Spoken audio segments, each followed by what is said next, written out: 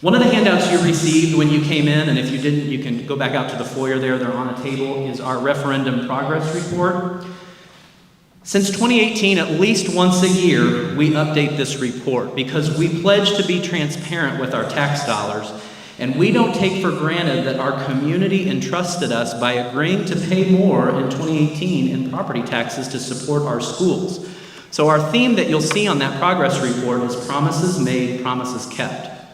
We highlight how many positions are funded at our different levels. We made a promise in 2018 to reduce class sizes, and there are 142 more teachers in our district today thanks to the referendum. That's how we've been able to hit our class size targets. Prior to 2018, you'll see on there, we've also focused on teacher pay. Prior to 2018, our starting teacher pay in Avon was the second lowest in our comparison group of other like school districts. Now, we're the second highest. We've also increased teacher pay for our mid-career and veteran teachers to reflect our commitment to teacher retention. We know the single best thing we can do for our students is to have a great teacher in every classroom, and competitive pay is a big part of that. We've also focused on opportunities and supports for our students. So we added instructional assistants, school resource officers, extracurricular activities, and 100 clubs at our secondary schools to give more opportunities for our students. Those additional clubs that we've added have impacted over 3,500 students just this past school year.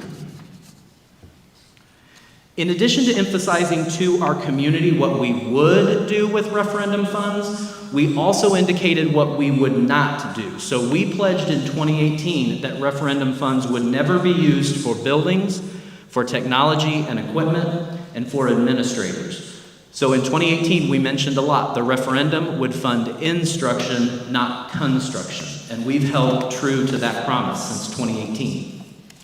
We also pledged to only collect what we needed to meet the referendum priorities, and we've never collected the full amount the voters approved. And in fact, we've dropped the tax rate 32% since 2018.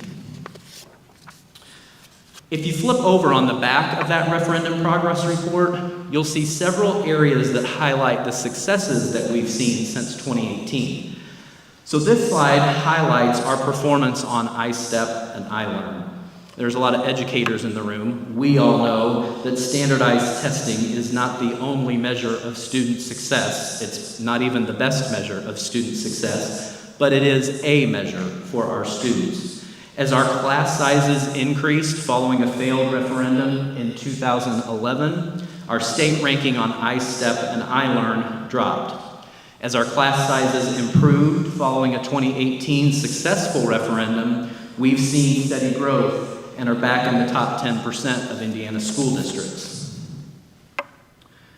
Our mission in Avon is that all students belong, learn, and grow. You'll hear me say that a lot. All belong, learn, and grow. And for us, that all truly does mean all. So on the previous slide, you saw that we're the 29th highest achieving district. Of the school districts ahead of us, only one, Speedway, has a higher rate of free and reduced lunch and multilingual students than we do. Now, we know students who are free reduced lunch or students who are new to the English language are just as capable and just as smart as every other student. But we also know from research they need more support to be successful, particularly passing standardized testing. Like us, Speedway also has a referendum that prioritizes smaller class sizes.